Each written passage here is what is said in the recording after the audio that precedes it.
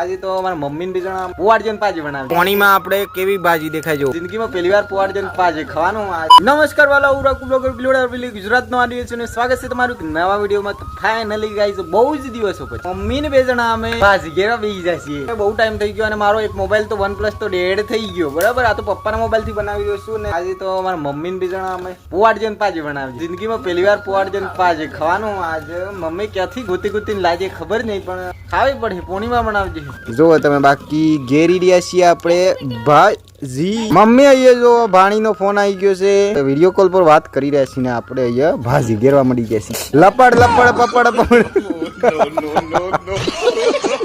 પપડ તબડ guys જો તમે આ છે આપણે દેશી હગડી હવે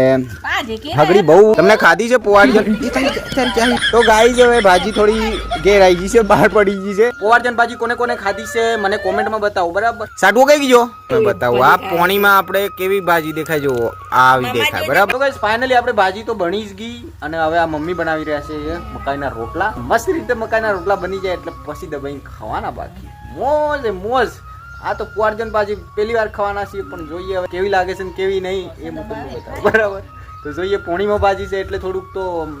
ખાય છે ચણાની ભાજી ખાયેલી છે પોણીમાં પણ બાકી પોવાડજન ખાધી નહીં એટલે જોઈએ હવે બરાબર તો બસ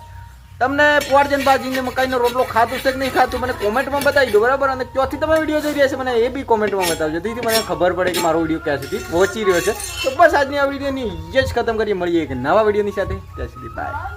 ટેક કેર